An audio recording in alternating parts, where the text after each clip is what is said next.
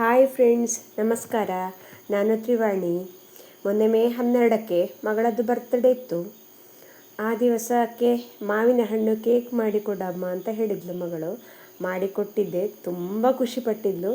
ತುಂಬ ಚೆನ್ನಾಗಿ ಬಂದಿತ್ತು. ನೋಡಿ ಎಷ್ಟು ಸಾಫ್ಟ್ ಬಂದಿದೆ ಅಂತ. ಇವತ್ತು ಕೂಡ ಮಾವಿನ ಹಣ್ಣು ಕೇಕ್ ಮಾಡಿಕೊಡಮ್ಮ ಅಂತ ಹೇಳಿದರು ಮಕ್ಕಳು. ಹಾಗೆ ಮಾಡುವಾಗ ಒಂದು ನಿಮಗೂ ತೋರಿಸುವ ಅಂತ. ನೀವು ಮಾಡಿಕೊಡಿ, ಮಕ್ಕಳಿಗೆ ತುಂಬ ಇಷ್ಟಪಡ್ತಾರೆ. ನೋಡಿ, 1 ಕಪ್ಪು ಸಿಪ್ಪೆ ತೆಗೆದು ಕಟ್ ಮಾಡಿಕೊಂಡ ಮಾವಿನ ಹಣ್ಣು ತೆಕ್ಕೊಳ್ತಾ ಇದ್ದೇನೆ. ಮಿಕ್ಸಿ ಜಾರಿಗೆ ಹಾಕ್ಕೊಂಡಿದ್ದೇನೆ. 1 ಕಪ್ಪು ಮಾವಿನ ಹಣ್ಣಿಗೆ 1 ಕಪ್ಪು ಸಕ್ಕರೆ ಹಾಕಿಕೊಳ್ತಾ ಇದ್ದೇನೆ. ಇದು ಸ್ವಲ್ಪ ಹುಳಿ ರುಚಿ ಇರುವಂತಹ ಪಾಂಡಿ ಮಾವಿನ ಹಣ್ಣು, ಹಾಗಾಗಿ ನಾನು 1 ಕಪ್ ಹಾಕ್ಕೊಳ್ತಾ ಇದ್ದೇನೆ ಸಕ್ಕರೆ. ನೀವು ಉಪಯೋಗ ಮಾಡುವಂತಹ ಮಾವಿನ ಹಣ್ಣು ಸಿಹಿ ಇದೆ, ಹುಳಿ ಇಲ್ಲ ಅಂತಾದರೆ ಅರ್ಧ ಕಪ್ಪು ಅಥವಾ 3/4 ಕಪ್ಪು ಸಕ್ಕರೆ ಹಾಕ್ಕೊಂಡ್ರೂ ಸಾಕು. ಅದನ್ನು ಮಿಕ್ಸಿ ಜಾರಿಗೆ ಹಾಕ್ಕೊಂಡು ನುಣ್ಣಗೆ ರುಬ್ಬಿಕೊಳ್ಳಿ. ಬೇರೆ ಕೇಕೆಲ್ಲ ಮಾಡುವಾಗ ಸಕ್ಕರೆಯನ್ನು ಪೌಡರ್ ಮಾಡಿಕೊಂಡು ಜರಡಿ ಹಿಡಿದುಕೊಂಡು ಹಾಕ್ಕೊಳ್ಳೋದಾಯ್ತಾ. ಇಲ್ಲಿ ನಾವು ಮಾವಿನ ಹಣ್ಣು ಪಲ್ಪ್ ಹೇಗೆ ಮಾಡಲಿಕ್ಕೆ ಉಂಟಲ್ಲ, ಆದ ಕಾರಣ ಸಕ್ಕರೆಯನ್ನು ಮಾವಿನ ಹಣ್ಣು ಜೊತೆಗೆ ಹಾಕಿದ್ದೇವೆ. ಈಗ 1 ಕಪ್ಪು ಮಾವಿನ ಹಣ್ಣಿಗೆ 1.5 ಕಪ್ಪು ಮೈದಾ ಹಾಕ್ತಾ ಇದ್ದೇನೆ. ಮೈದಾವನ್ನು ಚೆನ್ನಾಗಿ ಜರಡಿ ಹಿಡಿದುಕೊಳ್ಬೇಕು. ನೋಡಿ, ಈ ಥರ ಗಂಟು ಇರ್ತದೆ, ಕಸ ಎಲ್ಲ ಇರ್ತದೆ. ಹೀಗಿದ್ದರೆ ಕೇಕ್ ಚೆನ್ನಾಗಿ ಬರುವುದಿಲ್ಲ. ನೀವು ಇಲ್ಲಿ ಮೈದಾವೇ ಉಪಯೋಗ ಮಾಡಬೇಕು ಅಂತ ಏನಿಲ್ಲ, ಗೋಧಿ ಹುಡಿ ಬೇಕಾದರೂ ಉಪಯೋಗ ಮಾಡ್ಬೋದು. ಅಂದರೆ ಕೆಲವರು ಮೈದಾ ಉಪಯೋಗಿಸುವುದಿಲ್ಲ, ಆರೋಗ್ಯಕ್ಕೆ ಒಳ್ಳೆಯದಲ್ಲ ಅಂತ. ಸಾಫ್ಟ್ ಎಲ್ಲ ಒಂದೇ ಥರ ಆಗ್ತದೆ, ಮೈದಾ ಉಪಯೋಗಿಸಿದರೂ ಕೂಡ ಗೋಧಿ ಹುಡಿ ಉಪಯೋಗಿಸಿದರೂ ಕೂಡ. ಗೋಧಿ ಹುಡಿ ಹಾಕಿದ್ದು ಅಂತ ಗೊತ್ತಾಗ್ತದೆ ಅಂತ ಅಷ್ಟೇ. ಆದರೆ ಆರೋಗ್ಯ ದೃಷ್ಟಿಯಿಂದ ನೋಡಿದರೆ ಅದು ದೊಡ್ಡ ವಿಷಯ ಅಲ್ಲಲ್ವಾ. ಅಂದರೆ ತಿನ್ನಲಿಕ್ಕೆ ಆಗದಷ್ಟು ಏನೂ ಆಗೋದಿಲ್ಲ. ನೋಡಿ, 1.5 ಕಪ್ಪು ಮೈದಾ ಹಾಕ್ಕೊಂಡು ಎಗ್ ಬೀಟರ್ನ ಸಹಾಯದಿಂದ ಚೆನ್ನಾಗಿ ಮಿಕ್ಸ್ ಮಾಡಿಕೊಳ್ಳಿ.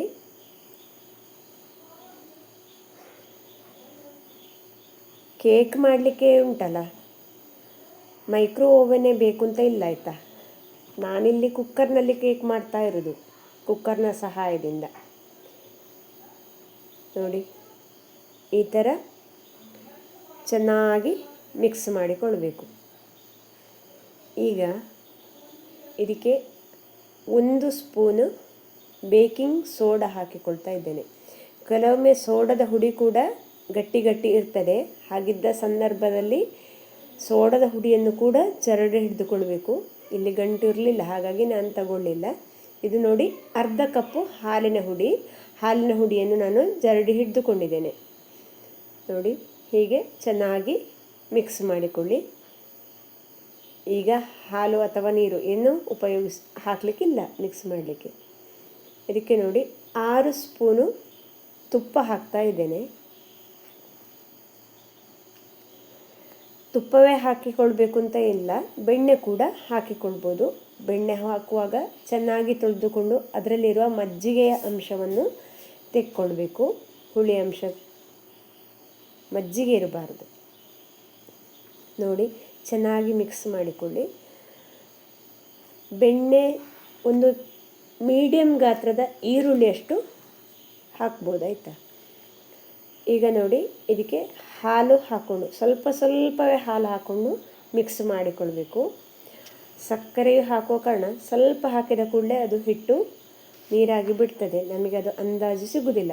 ಹಾಗಾಗಿ ಸ್ವಲ್ಪವೇ ಹಾಕ್ಕೊಳ್ಬೇಕು, ಒಮ್ಮೆಗೆ ಹಾಕಲಿಕ್ಕೆ ಹೋಗಬೇಡಿ. ಚೆನ್ನಾಗಿ ಮಿಕ್ಸ್ ಮಾಡಿಕೊಳ್ಬೇಕು. ನಾನು ಹಿಂದೊಮ್ಮೆ ಹಲಸಿನ ಹಣ್ಣಿನ ಕೇಕ್ ಮಾಡಿದ್ದೆ, ಅದು ಕೂಡ ತುಂಬ ಚೆನ್ನಾಗಿ ಬಂದಿತ್ತು. ನಮ್ಮಲ್ಲಿ ಮಕ್ಕಳು ಪೇಟೆಯಿಂದ ತಂದ ಕೇಕನ್ನು ಅಷ್ಟು ಇಷ್ಟಪಡೋದಿಲ್ಲ, ಹಾಗಾಗಿ ನಾನೇ ಮನೆಯಲ್ಲಿ ಮಾಡಿಕೊಡೋದು. ನೋಡಿ, ಹಿಟ್ಟು ಆಲ್ಮೋಸ್ಟ್ 3/4 ವಾಷ ಆಯಿತು ಅಂದಾಗ ನೀವು ಕುಕ್ಕರು ಬಿಸಿಯಾಗಲಿಕ್ಕೆ ಇಟ್ಟುಕೊಳ್ಬೇಕು. ಲೋ ಫ್ಲೇಮಿಂದ ಮೀಡಿಯಮ್ ಫ್ಲೇಮಲ್ಲಿ ಕುಕ್ಕರು ಬಿಸಿಯಾಗಲಿಕ್ಕೆ ಇಟ್ಟುಕೊಳ್ಳಿ. ಇದಕ್ಕೆ ಹರಳು ಉಪ್ಪು, ಕಲ್ಲುಪ್ಪು ಹಾಕ್ತಾ ಇದ್ದೇನೆ. ಒಮ್ಮೆ ಉಪಯೋಗಿಸಿದ ಉಪ್ಪು ಮತ್ತೊಮ್ಮೆ ಉಪಯೋಗಿಸ್ಬೋದಾಯ್ತಾ, ತೆಗೆದಿಟ್ಟುಕೊಂಡ್ರೆ ಆಯಿತು. ಇಲ್ಲಿ ಉಪ್ಪೇ ಬಳಸಬೇಕು ಅಂತ ಇಲ್ಲ, ಮರಳು ಕೂಡ ಉಪಯೋಗ ಮಾಡ್ಬೋದು. ನಾನು ಉಪ್ಪು ಉಪಯೋಗಿಸ್ತಾ ಇದ್ದೇನೆ. ನೋಡಿ, ಅದನ್ನು ಕುಕ್ಕರಲ್ಲಿ ಈ ಥರ ಚೆನ್ನಾಗಿ ಸ್ಪ್ರೆಡ್ ಮಾಡಿಕೊಂಡ್ರೆ ಆಯಿತು. ನಾನಿದು ಡೈಲಿ ಯೂಸ್ ಮಾಡುವಂಥ ಅಡುಗೆಗೆ ಉಪಯೋಗಿಸುವಂಥ ಕುಕ್ಕರ್ ಆಯಿತಾ, ಎಂತ ಆಗೋದಿಲ್ಲ. ಕೇಕ್ ಮಾಡಿ ಆದ ನಂತರ ಉಪ್ಪು ತೆಗೆದು ಚೆನ್ನಾಗಿ ತೊಳೆದಿಟ್ಟರೆ ಆಯಿತು. ನೋಡಿ, ಹಿಟ್ಟು ಈ ಹದಕ್ಕೆ ಬಂದಿದೆ. ಸ್ವಲ್ಪ ಗಟ್ಟಿ ಇದೆ ಅನ್ನಿಸ್ತದೆ. ನೋಡಿ, ಕಾಣ್ತಾ ಇದೆ ಅಲ್ವಾ? ಈಗ ಸ್ವಲ್ಪ ಹಾಲು ಹಾಕಿಕೊಂಡು ಚೆನ್ನಾಗಿ ಮಿಕ್ಸ್ ಮಾಡಿಕೊಳ್ಬೇಕು. ನಾನು ಕಳೆದ ಸಲ ಕೇಕ್ ಮಾಡುವಾಗ, ಮಗಳ ಬರ್ತ್ಡೇಗೆ ಕೇಕ್ ಮಾಡುವಾಗ ಈ ಹಿಟ್ಟನ್ನು ಮಿಕ್ಸಿ ಜಾರಿಗೆ ಹಾಕಿದ್ದೆ. ಮಿಕ್ಸಿ ಜಾರಿಗೆ ಹಾಕಿದರೆ ಚೆನ್ನಾಗಿ ಮಿಕ್ಸ್ ಆಗ್ತದೆ, ಗಂಟು ಸ್ವಲ್ಪವೂ ಇರದಾಗೆ ಮಿಕ್ಸ್ ಆಗ್ತದೆ. ಆದರೆ ಮಿಕ್ಸಿಯಿಂದ ತೆಕ್ಕೊಳ್ಳೋದು ತುಂಬ ರಗಳೆ ಆಗ್ತದೆ. ಅದಕ್ಕೆ 4 ರೌಂಡ್ ಎಗ್ ಬೀಟರ್ನಲ್ಲೇ 4 ರೌಂಡ್ ಜಾಸ್ತಿ ಸುತ್ತಿಕೊಂಡ್ರೆ ಆಯಿತು, ಮಿಕ್ಸ್ ಮಾಡಿಕೊಂಡ್ರೆ ಆಯಿತು.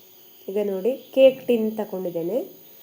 ಇದಕ್ಕೆ 2 ಸ್ಪೂನು ತುಪ್ಪ ಹಾಕಿ ಚೆನ್ನಾಗಿ ಸ್ಪ್ರೆಡ್ ಮಾಡಿಕೊಳ್ಬೇಕು. ನೋಡಿ, ಈ ಥರ ಚೆನ್ನಾಗಿ ಸ್ಪ್ರೆಡ್ ಮಾಡಿಕೊಳ್ಳಿ. ಇದಕ್ಕೀಗ ಕೇಕ್ ಮಿಕ್ಸ್ ಮಾಡಿಟ್ಟಿದ್ದೇವಲ್ಲ ನಾವು, ಅದನ್ನು ಹಾಕಿಕೊಳ್ಳೋದು. ನೋಡಿ ಯಾವ ಥರ ಹಿಟ್ಟು ರೆಡಿ ಇರಬೇಕು ಅಂತ. ನೋಡಿ, ಈ ಥರ ಹಿಟ್ಟು ಆಗಬೇಕು. ಇದನ್ನು ಚೆನ್ನಾಗಿ ಎಲ್ಲ ಹಿಟ್ಟು ಎಲ್ಲ ನೀಟಾಗಿ ಪಾತ್ರೆಯಿಂದ ಹಾಕ್ಕೊಳ್ಳಿ. ಮತ್ತು ಇದನ್ನು ಈ ಥರ ಸ್ವಲ್ಪ ನೆಲಕ್ಕೆ ಕುಟ್ಟಬೇಕು. ಇದಂದರೆ ಅದರಲ್ಲಿ ಇರುವಂತಹ ಗಾಳಿ ಹೊರಗೆ ಹೋಗಲಿ ಅಂತ. ಇಲ್ಲಿ ನೋಡಿ, ನಾನು ಮೇಲೆ ನೀಟಾಗಿ ಸ್ಪ್ರೆಡ್ ಮಾಡಿಕೊಂಡಿಲ್ಲ. ಅದರ ಪರಿಣಾಮ ಏನಾಗಿದೆ ಅಂತ ನಿಮಗೆ ಲಾಸ್ಟ್ ಕೇಕ್ ಬಂದಾಗ ಗೊತ್ತಾಗ್ತದೆ. ಇದನ್ನು ಚೆನ್ನಾಗಿ ಸ್ಪ್ರೆಡ್ ಮಾಡಿಕೊಳ್ಳಿ ಆಯಿತಾ, ನೀವು ಕೇಕ್ ಮಾಡುವಾಗ. ನಾನು ಮಾಡಿಕೊಂಡಿಲ್ಲ, ಅದರ ಪರಿಣಾಮ ಏನು ಅಂತ ಗೊತ್ತಾಗ್ತದೆ ಲಾಸ್ಟಿಗೆ.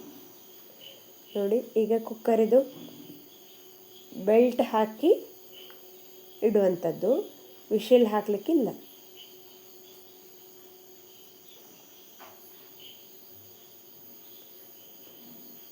ಹೀಗೆ ಮಾಡಿ 1 ರಿಂದ 1.25 ಗಂಟೆ ಹೊತ್ತು ಬೇಯಿಸಬೇಕು. ಕುಕ್ಕರು ಲೋ ಇಂದ ಮೀಡಿಯಮ್ ಫ್ಲೇಮಿನ ಮಧ್ಯೆ ಇರಲಿ. ಮತ್ತು ಇದು ಕೇಕಿಗೆ 1 ಗಂಟೆ ಅಥವಾ 1.25 ಗಂಟೆ ಅಂತ ಅಂದರೆ, ಅದು ನಾವು ಹಾಕಿದ ಕೇಕ್ ಎಷ್ಟು ದಪ್ಪ ಇದೆ ಹೇಳೋದ್ರ ಮೇಲೆ ಡಿಪೆಂಡ್. ನೀವು ಸಾಮಾನ್ಯವಾಗಿ ತೆಳು ಹಾಕಿದರೆ 3/4 ಗಂಟೆ ಆಗುವಾಗ ಒಮ್ಮೆ ನೋಡಿ. ದಪ್ಪ ಇತ್ತು ಅಂದರೆ 1 ಗಂಟೆ ಹಾಕುವಾಗ ನೋಡಿ. ಕೇಕ್ ಬೆಂದಿದ ನೋಡೋದು, ಒಂದು ಸಣ್ಣ ಕಡ್ಡಿ ಚುಚ್ಚಿ ನೋಡಿ. ನೋಡಿ, ಹಿಡಿಲಿಲ್ಲ ಕಡ್ಡಿಗೆ. ನಿಮಗೆ ಮತ್ತೂ ಡೌಟ್ ಇದ್ದರೆ ಒಂದು ಚಾಕು ಹಾಕಿ ನೋಡಿ, ಅಥವಾ ಸ್ಪೂನು ಅಂದರೆ ನೇರವಾಗಿರುವಂಥದ್ದು ಹಾಕಿ ನೋಡಿ. ಎರಡೂ ಬದಿಗೆ ಹಿಡಿಲಿಲ್ಲ. ಈಗ ಕೇಕ್ ಚೆನ್ನಾಗಿ ಬೆಂದಿದೆ. ಸ್ಟವ್ ಆಫ್ ಮಾಡಿ ಕೊಡ್ತೇನೆ. ನಮ್ಮಲ್ಲಿ ಮಕ್ಕಳು ವೆಯ್ಟ್ ಮಾಡ್ತಾ ಇದ್ದಾರೆ, ಯಾವಾಗ ಅಮ್ಮಂದು ಕೇಕ್ ರೆಡಿ ಆಗ್ತದೆ ಅಂತ. ನೋಡಿ ನೋಡಿ, ನಾನು ಹಾಗೆ ಹೇಳಿದೆಲ್ಲ, ಚೆನ್ನಾಗಿ ಮೇಲೆ ಸ್ಪ್ರೆಡ್ ಮಾಡಿಕೊಳ್ಳದಿದ್ದರೆ ಏನಾಗ್ತದೆ ಅಂತ. ಅಂದರೆ ಮೇಲೆ ಲೆವೆಲ್ ಮಾಡಿಕೊಂಡಿದ್ದರೆ ಈ ಥರ ಬರ್ತಿರಲಿಲ್ಲ. ನಾನು ಕಳೆದ ಸಲ ಚೆನ್ನಾಗಿ ಸ್ಪ್ರೆಡ್ ಮಾಡಿಕೊಂಡಿದ್ದೆ, ಆಗ ಈ ಥರ ಆಗಲಿಲ್ಲ, ನೀಟ್ ಬಂದಿತ್ತು. ಇದನ್ನಿನ್ನು ಫುಲ್ ತಣ್ಣಗೆ ಆಗಲಿಕ್ಕೆ ಬಿಡಬೇಕು. ಸ್ವಲ್ಪವೂ ಬಿಸಿ ಇರಬಾರ್ದು. ಬಿಸಿ ಇರುವಾಗಲೇ ನಾವು ಗಡಿಬಿಡಿ ಮಾಡಿ ತೆಗಿಲಿಕ್ಕೆ ಹೋದರೆ ಕೇಕ್ ನೀಟಾಗಿ ಬರೋದಿಲ್ಲ. ನಮ್ಮಲ್ಲಿ ಇವತ್ತು ಮಕ್ಕಳಿಗೆ ಏನಾಗಿದೆ ಅಂದರೆ, ಕಾಯುವಷ್ಟು ತಾಳ್ಮೆಯೇ ಇರಲಿಲ್ಲ ಅವರಿಗೆ. ಫ್ಯಾನ್ ಹಾಕಿ ತಣಿಲಿಕ್ಕೆ ಇಟ್ಟಿದ್ದರು ಕೇಕನ್ನು. ನೋಡಿ, ಪಾತ್ರೆ ಮಾತ್ರ ಈ ಥರ ಕಪ್ಪಾಗ್ತದೆ ಆಯಿತಾ. ನಿಧಾನಕ್ಕೆ ಅದು ತೊಳೆದಾಗ ಹೋಗ್ತದೆ. ನೋಡಿ, ಈ ಥರ ನಿಧಾನವಾಗಿ ಬಿಡಿಸಿಕೊಳ್ಬೇಕು. ನೋಡಿ, ಇದು ಡೆಕೋರೇಷನಿಗೆ ಮಾವಿನ ಹಣ್ಣಿನಿಂದ ಗುಲಾಬಿ ಹೂ ಮಾಡಿದ್ದಾಯ್ತಾ. ನಮ್ಮ ಮಗಳು ಸಮೃದ್ಧಿ, ಮೊನ್ನೆ ಸಮೃದ್ಧಿದೇ ಬರ್ತಡೇ ಇದ್ದದ್ದು ಮೇ 12ಕ್ಕೆ.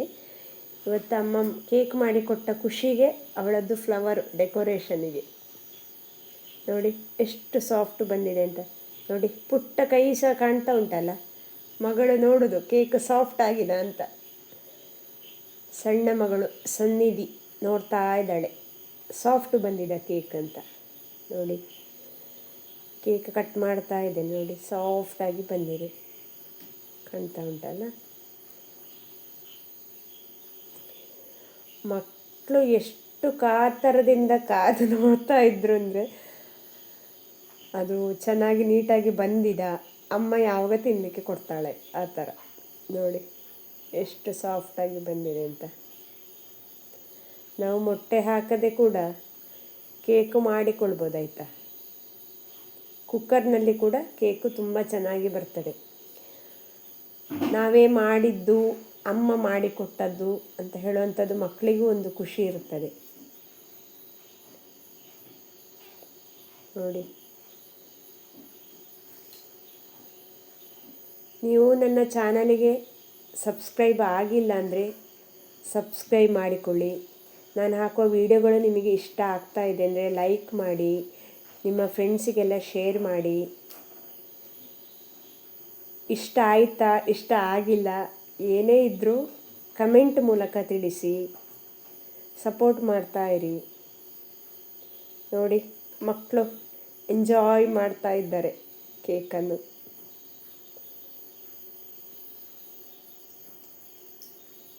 ತುಂಬ ಖುಷಿಯಾಗಿದೆ ಅವರಿಗೆ. ನೀವು ಒಮ್ಮೆ ಮಾಡಿ ಮಕ್ಕಳಿಗೆ.